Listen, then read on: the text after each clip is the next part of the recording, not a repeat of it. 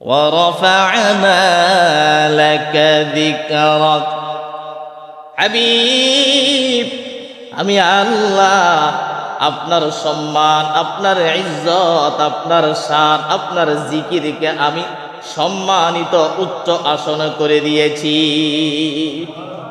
কেমন উচ্চ আসন? এই আয়াতের তাফসীরে ব্যাখ্যা করতে গিয়ে তাফসীরে জালালাইনে উল্লেখ রয়েছে বিআন তাযকুর মা'a যিকরি ফিল আযানি ওয়াল ইকামাতি ওয়াল খুতবাতি ওয়াত তাশাহহুদি ওয়া গায়রিহিমা। জালালাইনে উল্লেখ রয়েছেন হাবিব, আপনার সম্মান, আপনার ইজ্জত, আপনার শান, আপনার জিকিরকে আমি কিভাবে উদ্ধৃত করলাম, কিভাবে আমি আপনার শানকে বাড়িয়ে দিলাম। হাবিব, এক নম্বর আপনি দেখেন, আমার নাম কালিমায়, আপনাকে আমি আল্লাহ রেখেছি কালিমায়। আছে এখানে আল্লাহর নাম, নবীর নাম আছে কি নাই? হাবিব আমি আল্লাহ মসজিদে, আপনি হাবিবকে রাখছি মসজিদে। আমি আল্লাহ নামাজে, আপনি হাবিবকে রেখেছি নামাজে। আমি আল্লাহ আজানে, আপনাকে রেখেছি আজানে।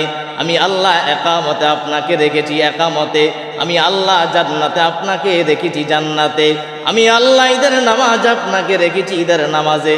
আমি আল্লাহ রমজান মাসে, আপনাকে রেখেছি রমজান মাসে। আমি আল্লাহ তারাবির নামাজে, আপনাকে রেখেছি তারাবির নামাজে।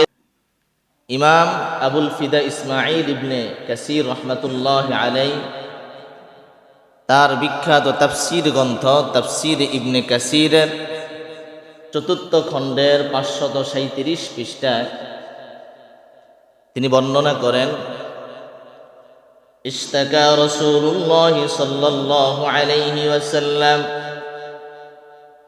ফালাম ইয়াকুম লাইলান আও লায়ালিন فأتت امرأة فقالت يا محمد صلى الله عليه وسلم ما إن ربك ودعك وقلا فأنزل الله سورة الضحى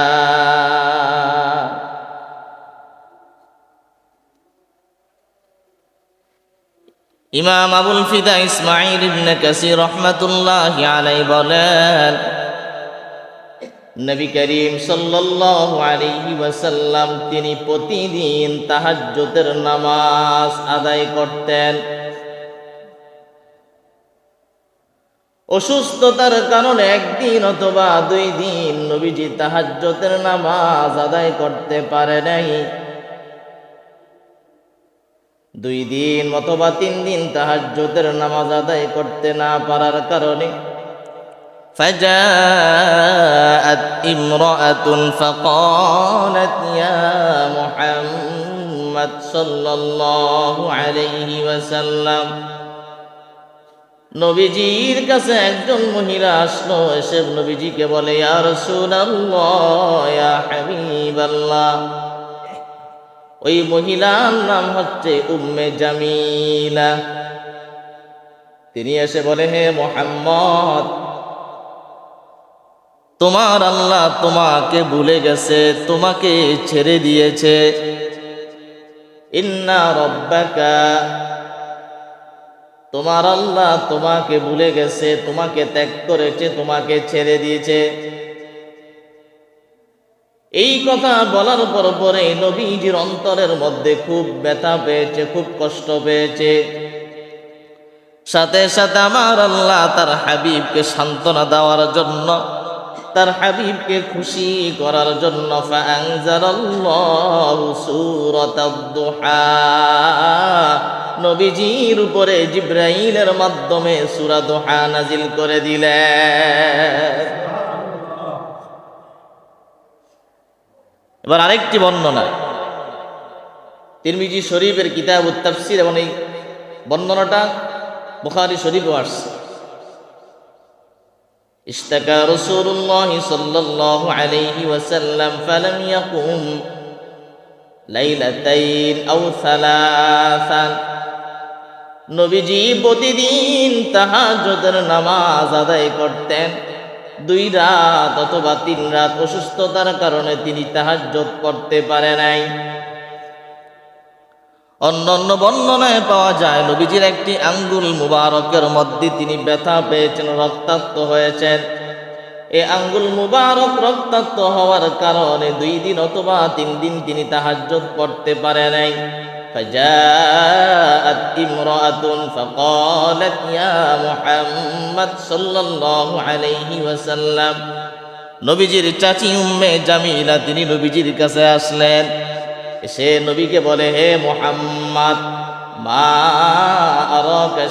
আরাকা শাইতানুকা ইল্লা ক্বাদ তারাকাকা, তোমার কাছে যে একটা শয়তান আসতো সে তোমাকে ছেড়ে দিয়েছে। বলনা নাউজুবিল্লাহ।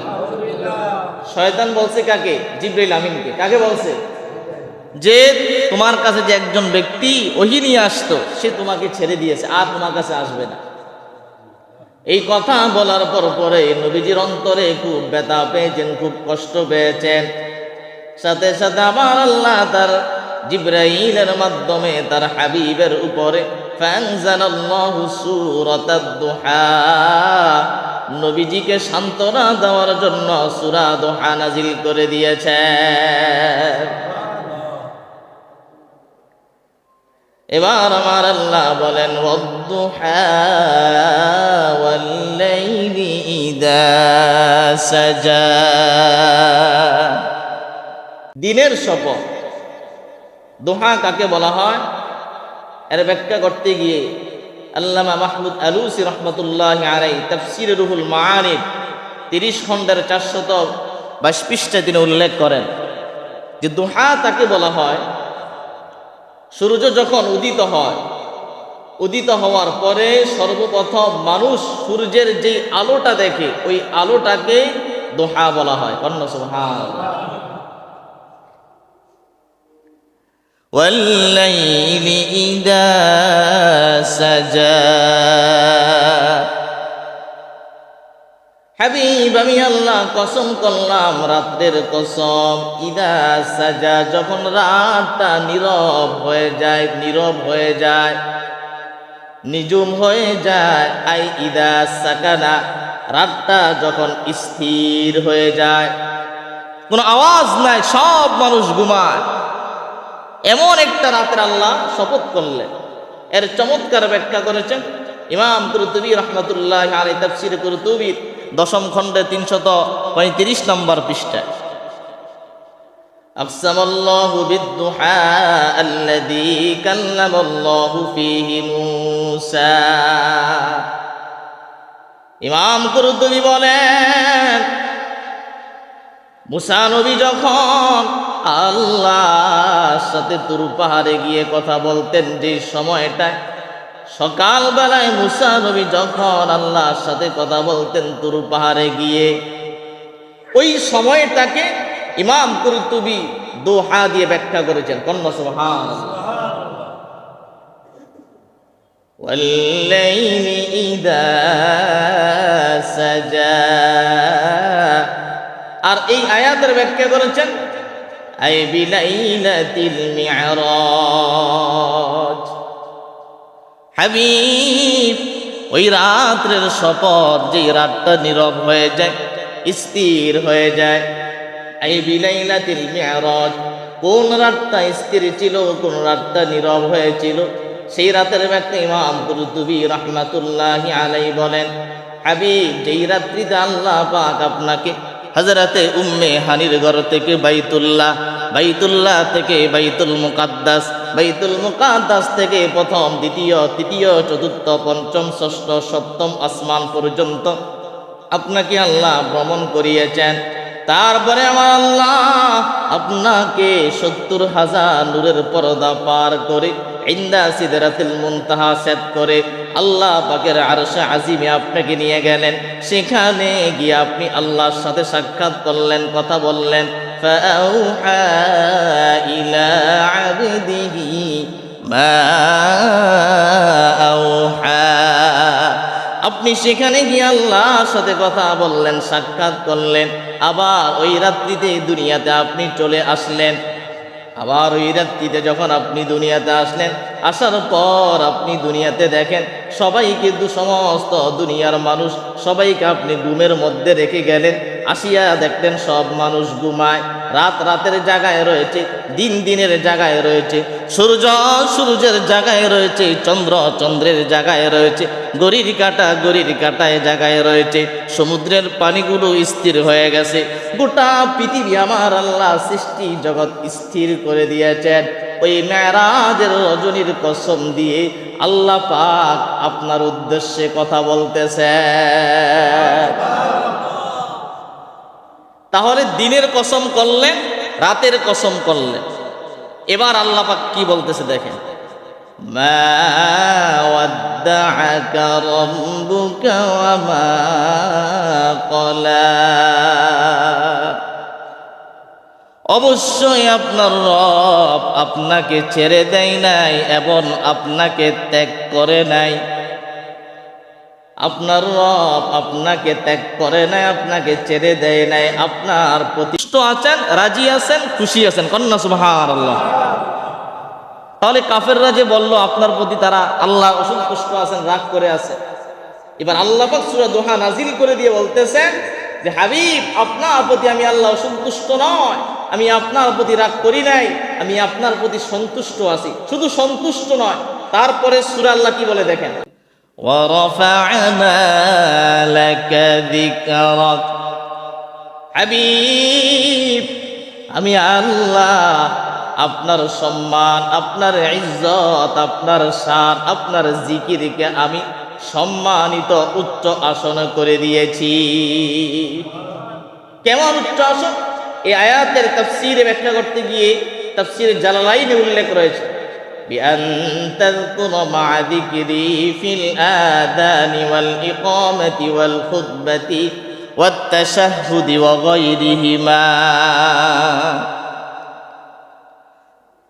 জালালাইনে উল্লেখ রয়েছেন, হাবিব আপনার সম্মান, আপনার ইজ্জত, আপনার শান, আপনার জিকিরকে আমি কিভাবে উদ্ধৃত করলাম, কিভাবে আমি আপনার শানকে বাড়িয়ে দিলাম। হাবিব, এক নম্বর আপনি দেখেন, আমার নাম কালিমায়, আপনাকে আমি আল্লাহ রেখেছি কালিমায়। আছে এখানে আল্লাহর নাম, নবীর নাম আছে কি নাই? হাবিব আমি আল্লাহ মসজিদে, আপনি হাবিবকে রাখছি মসজিদে। আমি আল্লাহ নামাজে, আপনি হাবিবকে রেখেছি নামাজে। আমি আল্লাহ আজানে, আপনাকে রেখেছি আজানে। আমি আল্লাহ একামতে, আপনাকে রেখেছি একামতে। আমি আল্লাহ জান্নাতে, আপনাকে রেখেছি জান্নাতে। আমি আল্লাহ ঈদের নামাজ, আপনাকে রেখেছি ঈদের নামাজে। আমি আল্লাহ রমজান মাসে, আপনাকে রেখেছি রমজান মাসে। আমি আল্লাহ তারাবির নামাজে, আপনাকে রেখেছি তারাবির নামাজে। আমি আল্লাহ কিয়ামতের দিনের বিচারপতির দিনের আমি আল্লাহ হব সভাপতি, আপনি হাবিবুল্লাহ বিচার দিনের হবেন প্রধান অতিথি। তাহলে আপনার শান, আপনার ইজ্জত আমি আল্লাহ বাড়িয়ে দিয়েছি। কন্যা সুবহানাল্লাহ। তার মানে আপনার উপর আমি রাগও করি নাই, আপনাকে ত্যাগও করি নাই, আপনাকে আমি ছেড়েও দেই নাই। এবার 4 নম্বরে আমার আল্লাহ বলে, ওয়ালাল আখিরাতু খায়রুল লাকা মিনাল উলা। হাবিব, এই দুনিয়ার চাইতে আপনার সম্মান, আপনার ইজ্জত আখিরাতে আমি আল্লাহ আরো বৃদ্ধি করে দিলাম। এই দুনিয়াতে যা দিয়েছি এর চাইতে বেশি আমি আল্লাহ আপনাকে আখিরাতে দেব। কন্যা সুবহানাল্লাহ। এবার আসেন, দুনিয়াতে আল্লাহ কি দিয়েছে? 2টা বর্ণনা। আদম থেকে হযরত ঈসা নবী পর্যন্ত যত নবী এবং রাসূল দুনিয়াতে আসলেন, সব নবীরা যতক্ষণ পর্যন্ত নবীর উপরে ঈমান আনে নাই, ততক্ষণ পর্যন্ত তাদের কাউকে আল্লাহ পাক নবুয়তি দেয় নাই। যতক্ষণ পর্যন্ত নবীর উপর ঈমান আনেন নাই, ততক্ষণ পর্যন্ত কোন নবীকে আল্লাহ নবুয়তি দেয় নাই। সুবহানাল্লাহ। এই জন্য আমার নবীর আরেকটি নাম হলো নবিউল আম্বিয়া, সমস্ত নবীদের নবী। 2 নম্বর, দুনিয়াতে আমি আল্লাহ আপনাকে কি শান দিলাম, কি ইজ্জত দিলাম, কি সম্মান দিলাম। আদম থেকে ঈসা পর্যন্ত যত নবী এবং রাসূল দুনিয়াতে আসলেন, সমস্ত নবীরা তারা দ্বীন ইসলামের দাওয়াত দিয়েছেন, ঈমানের দাওয়াত দিয়েছেন, ইসলামের দাওয়াত দিয়েছেন। শত শত হাজার হাজার বছর তারা ঈমান ইসলামের দাওয়াত দিয়েছেন। কিন্তু আমি আল্লাহ কোন নবীর মাধ্যমে ইসলামকে পরিপূর্ণ করি নাই। যত নবী দাওয়াত দিয়েছে কারো মাধ্যমে ইসলাম আমি কি করি না, পরিপূর্ণ করি নাই। তবে হাবিব আমি আল্লাহ আপনাকে পাঠানোর পর আপনার 23 বছর জিন্দিগিতে আপনি ইসলামের দাওয়াত দিয়েছেন, ঈমানের দাওয়াত দিয়েছেন। এই 23 বছর ইসলামের দাওয়াতের মাধ্যমে আমি আল্লাহ আপনার দ্বারাই দ্বীন ইসলামকে আমি আল্লাহ পরিপূর্ণ করে দিলাম। اليوم أكملت لكم دينكم وأتممت عليكم نعمتي ورضيت لكم الإسلام دينا। আজকে হাবিব আপনার উপরে আমি আল্লাহ দ্বীন এবং ইসলামকে পরিপূর্ণ করে দিয়েছি। কন্যা সুবহানাল্লাহ। এবার আসেন আখিরাতে আপনার জন্য কি সম্মান রাখলাম। وَلَلْآخِرَةُ خَيْرٌ لَكَ مِنَ الْأُولَى। দুনিয়া যা দিয়েছি এর চাইতে আরো বেশি দিব আখিরাতে। এবার আখিরাতে কি দিবেন আল্লাহ? 1 নম্বর আখিরাতে হাবিব আপনাকে আমি আল্লাহ হাউজে কাউসারের মালিক বানায়া দিলাম। ইন্না আ'তাইনাকাল কাউসার। নিশ্চয় হাবিব আমি আল্লাহ আপনাকে হাউজে কাউসার দান করলাম। এই হাউজে কাউসারের মালিক আপনি হবেন আখিরাতে। 2 নম্বর আখিরাতে আপনাকে যে ইজ্জত আমি আল্লাহ দেব, 2 নম্বরে ইজ্জত হলো সমস্ত নবীরা আখিরাতের ময়দানে, হাসরের ময়দানে তারা দাঁড়াবেন নূরের মিম্বারে। কিসের মিম্বার? সমস্ত নবীরা দাঁড়াবে নূরের মিম্বারে হাবিব, আর আপনি হাবিবুল্লাহ দাঁড়াবেন আমার পাশে আরশে আজিমে। 3 নম্বরে আপনাকে যে সম্মান আমি আল্লাহ আখিরাতে দেব, সেই সম্মানটা হলো 3 নম্বরে যে সম্মান আমি আপনাকে দেব, আপনার গুনাহগার উম্মতের জন্য আপনি হাবিবুল্লাহ যার জন্য আপনি সুপারিশ করবেন, আমি আল্লাহ আপনার উম্মতের সুপারিশ কবুল করিয়া নেব। যার জন্য সুপারিশ করবেন প্রত্যেকের সুপারিশ আমি আল্লাহ কবুল করব। তবে যে ব্যক্তি শিরিক এবং কুফর এই 2টা গুনাহ করা যাবে না। শিরিক এবং কুফর থেকে যদি আপনি বিরত থাকতে পারেন তাহলে আপনার জন্য হাসরের ময়দানে আল্লাহর নবী আপনার জন্য সুপারিশ করবেন। কন্যা সুবহানাল্লাহ।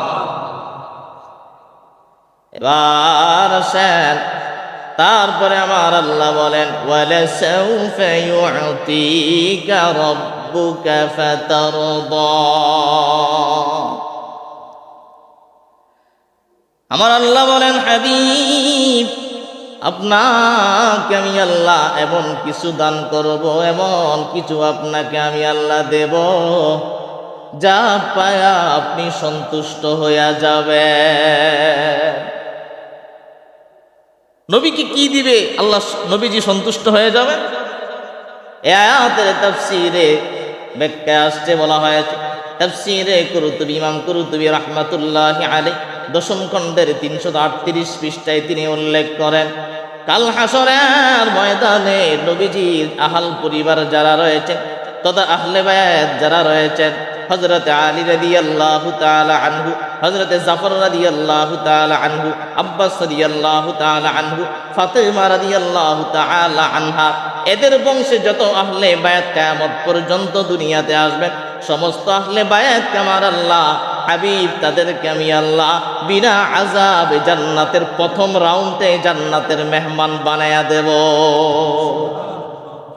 তারপরে আপনার যত উম্মত রয়েছেন দুনিয়াতে যারা একবার বলেছে লা ইলাহা ইল্লাল্লাহু মুহাম্মাদুর রাসূলুল্লাহ সাল্লাল্লাহু আলাইহি ওয়াসাল্লাম, এই কালিমাটা যে একবার পড়ছে জীবনে ঈমান আনছে, এমন কোন বান্দা যদি থাকে তার জন্য যদি আপনি সুপারিশ করেন তাকেও আমি আল্লাহ জান্নাত দিয়ে দেব। কন্যা সুবহানাল্লাহ। নবী এগুলো পায়া নবী সন্তুষ্ট হয়ে যাও।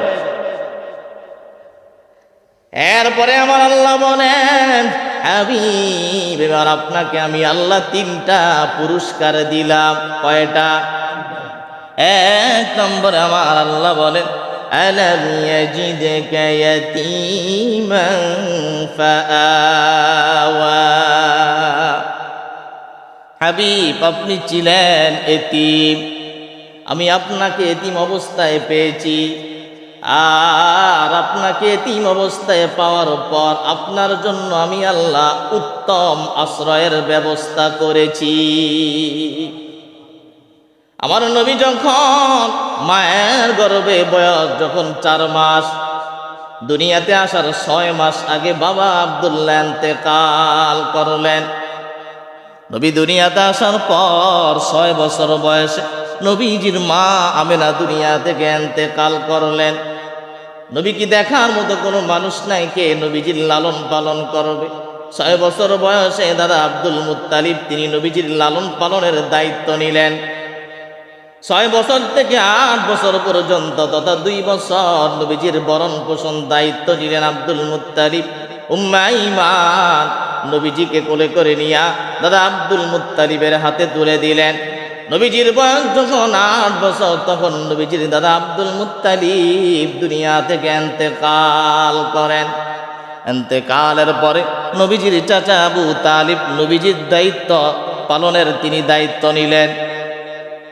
এ আব্দুল মুত্তালিব আবু তালিব নবীজির চাচা, তিনি নবীজিকে 42 বছর পর্যন্ত নবীজির খেদমত করছেন। কত বছর? 42 বছর। 25 বছর যখন নবীজির বয়স তখন নবীজির দায়িত্ব নিলেন হযরতে খাদিজাতুল কুবরা রাদিয়াল্লাহু তাআলা আনহা। তিনি নবীজির সঙ্গে ছিলেন 25 বছর। খাদিজা রাদিয়াল্লাহু তাআলা আনহার বয়স যখন 65 বছর তখন নবীজির বয়স ছিল 50 বছর। আর আবু তালিবের বয়স তখন ছিল 80 অথবা 84 বছর। এই 42 বছর পর্যন্ত চাচা আবু তালিব নবীজিকে দেখাশোনা করতেন। এই 50 বছর বয়স যখন নবীজির হয়, 50 বছর বয়সে নবীজির চাচা আবু তালিব ইন্তেকাল করেন এবং নবীজির স্ত্রী খাদিজাতুল কুবরা রাদিয়াল্লাহু তাআলা আনহা একই বছরে ইন্তেকাল করেন। এই জামার আল্লাহ বলতেছে, হাবিব আপনাকে আমি পেয়েছি এতিম অবস্থায়, আবার আপনার জন্য আমি আল্লাহ উত্তম আশ্রয়ের ব্যবস্থা করেছি। যদিও আপনি এতিম ছিলেন, আমি আপনার দুনিয়াতে আসার পর আপনার মায়ের কাছে রাখলাম 6 বছর, দাদার কাছে রাখলাম 2 বছর। তারপর আপনার দায়িত্ব পোষণের জন্য, লালন পালন করার জন্য আপনার চাচা আপনার দায়িত্ব নিয়েছে। তারপরে আপনার স্ত্রী খাদিজাতুল কুবরা রাদিয়াল্লাহু তাআলা আনহার সঙ্গে বিবাহ হওয়ার পরে দুজনে আপনার দায়িত্ব বরণ পোষণ করছে। এই যে আপনার জন্য উত্তম আশ্রয়ের ব্যবস্থা করেছি, এটা আপনার জন্য আমি আল্লাহ প্রথম নিয়ামত, প্রথম পুরস্কার দিলাম। কন্যা সুবহানাল্লাহ। এবার দ্বিতীয় পুরস্কার আমার আল্লাহ বলেন, হাবিব ওয়াজাদাকা দাল্লান ফাহাদা।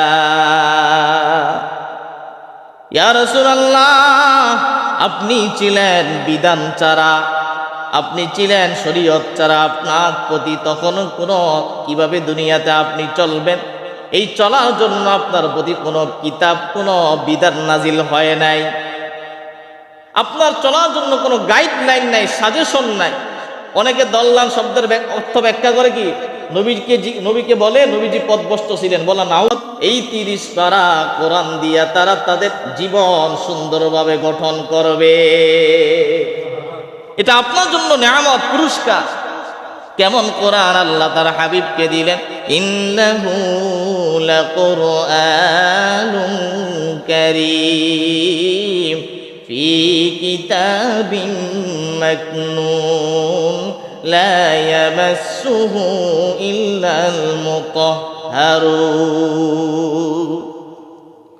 হাবিব আমি আল্লাহ আপনাকে কেমন কিতাব দিলাম, ইন্নাহু লাকুরআনুন কারীম, এমন একটা কিতাব আপনাকে আমি দিলাম যেই কিতাবটা এটা সম্মানী কিতাব, এটা সবচেয়ে সম্মানী কিতাব।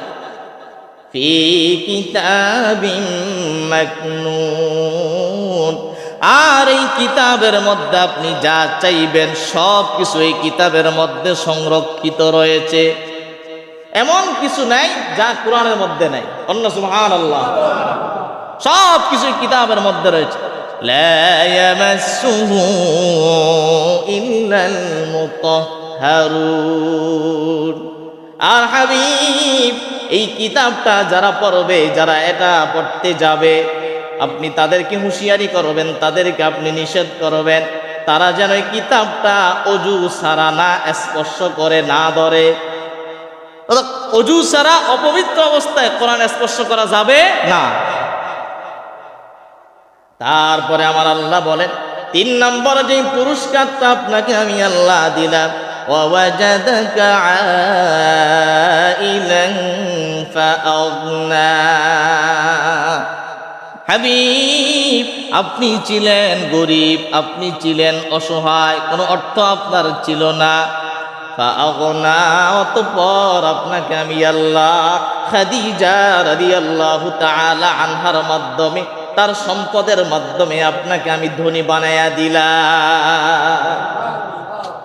নবীজির সঙ্গে যখন খাদিজা রাদিয়াল্লাহু তাআলা আনহার বিবাহ হলো, তখন খাদিজা রাদিয়াল্লাহু তাআলা আনহা তার সকল সম্পদ নবীজির জন্য, ইসলামের জন্য তিনি দান করে দিয়েছেন। কন্যা সুবহানাল্লাহ। এই 3টা পুরস্কার আমি আপনাকে দিলাম। এবার হাবিব, আপনাকে আমি 3টা নির্দেশ দিলাম, 3টা নেয়ামত, 3টা পুরস্কার, এবার 3টা উপদেশ আল্লাহ দিয়ে বলতেছেন, হাবিব, এবার আপনার জন্য আমার 3টা উপদেশ। 1 নম্বর উপদেশ, আমার আল্লাহ বলেন, ফাআম্মাল ইয়াতীমা ফালা তাকহার। হাবিব, দুনিয়ার কোনো এতিম, কোনো অসহায় কোনো ব্যক্তি যদি আপনার কাছে আসে, এই এতিমদের সাথে আপনি দমক দিয়া কথা বলবেন না। এটা আপনার জন্য নির্দেশ, কারণ আপনি নিজেও এতিম ছিলেন। কন্যা সুবহানাল্লাহ। এতিমদের সাথে আপনি দুর্ব্যবহার করবেন না। যারা এতিম তাদের সাথে আপনি খারাপ আচরণ করবেন না। তাদেরকে আপনি মাথায় মুছে দিবেন, তাদের মেহমানদারি করবেন, তাদের খোঁজখবর নিবেন, তাদেরকে আদর স্নেহ করবেন। এটা আপনার জন্য নির্দেশ। 2 নম্বর নির্দেশ, ওয়া আম্মাস সাইলা ফালা তানহার। হাবিব, এই দুনিয়াতে যারা সওয়ালকারী রয়েছেন, যারা ভিক্ষুক রয়েছেন, যারা মানুষের কাছে হাত পাতে সাহায্য চায়, আছে কি নাই? ভিক্ষুক মানুষ এলাকায় আছে না? আছে। এই সওয়ালকারী যারা রয়েছেন, যারা ভিক্ষুক যারা রয়েছেন, যারা মিসকিন, যারা অসহায় যারা আছে, এরা যদি আপনার কাছে আসে, আসিয়া আপনার কাছে যদি তারা হাত পাতে সাহায্য চায়, হাবিব, আপনি তাদের সাথেও খারাপ ব্যবহার করবেন না, দুর্ব্যবহার করবেন না। তাদেরকে আপনি দমক দিবেন না, তাদেরকে আপনি তাড়াইয়া দিবেন না। আপনার সাধ্য মোতাবেক আপনি তাদেরকে দান করে দিবেন।